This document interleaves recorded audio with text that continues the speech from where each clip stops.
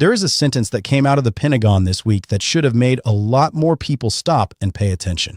Never in history has a modern military been so rapidly obliterated.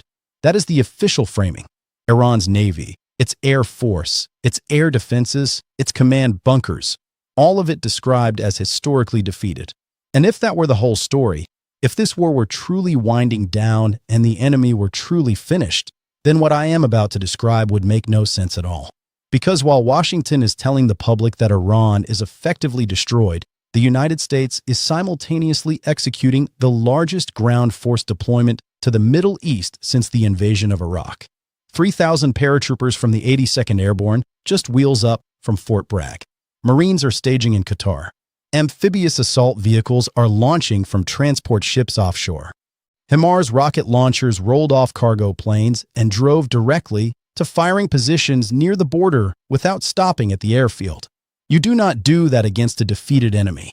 You do that when you expect the next phase to be significantly worse than what came before. Let me walk you through what this deployment actually looks like on the ground, because the scale of it tells a story that the press conferences are not telling. At Fort Bragg, the 82nd Airborne's Division Ready Brigade got the call, and the clock started immediately. This is the unit whose entire reason for existence is to be anywhere on Earth within 18 hours of notification. Roughly 3,000 paratroopers began packing simultaneously across the base. In barracks and staging areas, soldiers loaded rucksacks with rations, clothing, and mission essentials. Riflemen broke down their M4 carbines, wiped the bolt carrier groups, oiled every moving component, reassembled, and function checked. Machine gunners pulled belted ammunition from crates, fed linked rounds through their weapons to verify smooth feeding, then coiled the belts and packed them into ammo cans alongside spare barrels and cleaning kits. Meanwhile, please leave your questions or comments in the comment section. I will answer each one individually as time permits. Also, I would be very happy if you liked the video and subscribe to my channel. Now, let's continue. Everything had to be combat ready before dawn because by sunrise these soldiers needed to be airborne. While the troops prepared, the airfield was already running at full capacity. Ground crews worked on C-17 Globemaster transports lined up across the tarmac. Loadmasters directed forklifts hauling palletized equipment and vehicles up the rear cargo ramps. Armored trucks, Humvees, and HIMARS rocket launcher vehicles were driven aboard and chained to the cargo decks. In the cockpits, pilots powered up avionics and ran through their own checks. Navigation, radar, flight management computers, everything tested before the first soldier set foot on a ramp. When the order came, the paratroopers grabbed their bags and weapons, filed out of the staging hangars, and walked across the airfield to their assigned aircraft. At the ramps, they loaded duffel bags and hard cases onto the roller systems built into the aircraft floor, stacking and strapping everything down with cargo tie-downs so nothing shifted during the 14-hour flight. Soldiers took seats along the walls and center rows. Some talked, some joked, some pulled out phones for one last look at whatever they needed to see before putting them away. For most of these men and women, loading onto a C-17 is as routine as boarding a bus. They have done it before. They know exactly what comes next. The rear ramps sealed. The upper door sections folded down and locked.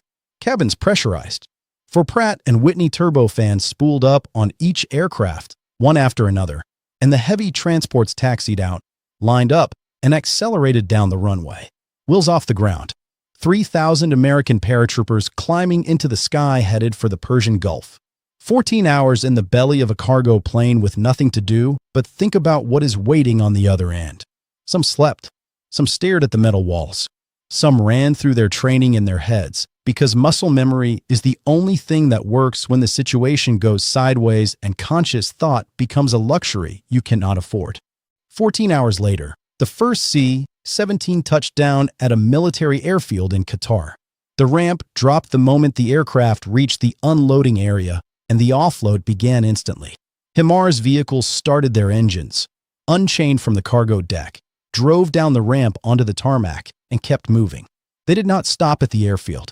They drove directly to pre-assigned firing positions near the forward operating area. Armored vehicles followed. Forklifts pulled cargo pallets off in sequence. The turnaround was measured in minutes, not hours, Because the entire point of the 82nd Airborne is speed. You do not deploy the Division-Ready Brigade for deterrence. You deploy it because you expect to use it. Simultaneously, aboard the USS Abraham Lincoln operating in the Gulf, Marines loaded into helicopters for their own push into Qatar. They boarded MH-60S Nighthawks and V-22 Ospreys parked on the flight deck, full combat loadout, rifles, body armor, ammunition, packs. The helicopters lifted off in sequence and flew toward the Qatari coast. This was not a rotation. This was a concentration of ground combat power being positioned close enough to respond immediately if the situation escalates beyond airstrikes into something that requires boots on territory. The Marines landed and moved directly into a camp that advanced teams had already built. Tents erected, perimeters established, communications running. Arriving troops dropped their gear, received orientation briefings, and took positions. There was no settling in period. No acclimatization window. The camp was operational the moment they walked into it because the timeline does not allow for adjustment. Whatever is coming next, the expectation is that it comes fast. And the size of this Marine concentration is not incidental. This is not a token presence meant to signal resolve. This is a rapid reaction force positioned close enough to the theater of operations that it can move into action within hours of a green light. Whether that means reinforcing positions in the Gulf, securing infrastructure on the Arabian coast, or something more forward-leaning that nobody in the administration is willing to discuss publicly yet. Offshore, the naval component of this buildup was unfolding with the same urgency and the same scale. Transport ships began launching amphibious assault vehicles into the water. These are armored track machines that operate in both environments, propelled through the sea by rear-mounted water jets at up to 8 knots, hull-sealed and buoyant to keep the Marines inside above the waterline. When they reached shore, the water jets shut down and the vehicles transitioned to tracks, driving up the beach onto solid ground like conventional armored personnel carriers. Each one carries up to 21 Marines with full gear and mounts a turret with a machine gun and grenade launcher. Behind the assault vehicles came the landing craft air cushion hovercraft, massive platforms riding on pressurized air generated by rear-mounted fans. Each LCAC can carry 60 tons of cargo or several armored vehicles across the water at over 40 knots, skimming the surface and driving directly up onto the beach without stopping. Ramps drop and the vehicles inside roll off onto sand. Humvees, cargo trucks, armored personnel carriers, all delivered from ship to shore in minutes. Multiple hovercraft made repeated runs between the transport ships and the coastline, shuttling equipment until everything was ashore. Back at the airfield, helicopter crews were loading belt ammunition into the feed trays of door-mounted M240 machine guns. Belts inspected link by link, fed through receivers, charging handles pulled back. The guns were hot. The helicopters lifted off and began continuous patrol patterns over the surrounding area, scanning for Iranian drones. The standing order was clear. If a Shahid appeared on sensors or was spotted visually, the door gunners would engage and destroy it before it reached the troops or the base.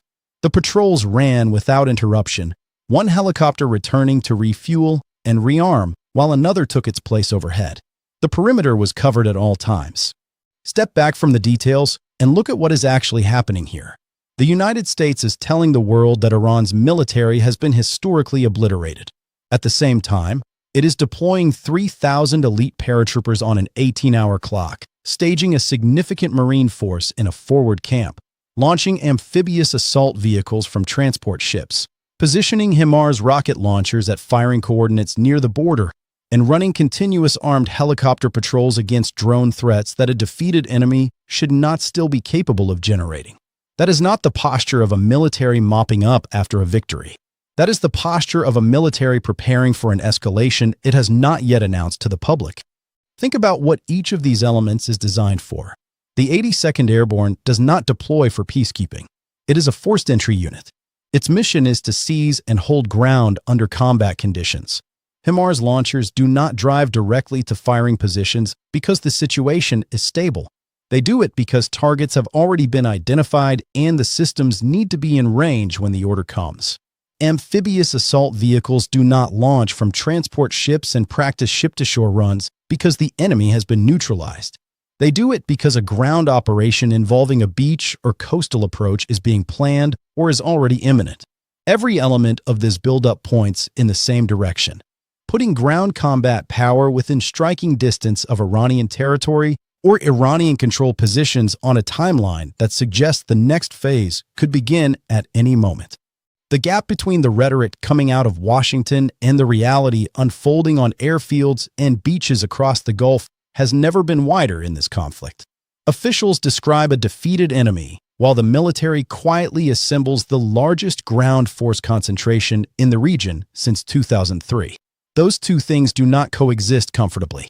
Either Iran is not as defeated as the administration claims, and this buildup is the acknowledgement that air power alone is not enough, or the administration is preparing for a ground phase that it has not yet disclosed, a phase that takes this conflict into entirely different territory with entirely different risks and costs. Either way, the soldiers filling that gap between rhetoric and reality are not debating the contradiction. They are checking their weapons, loading their magazines, and waiting for the order that turns a deployment into an operation. Whatever comes next, the machinery to execute it is now in position and running.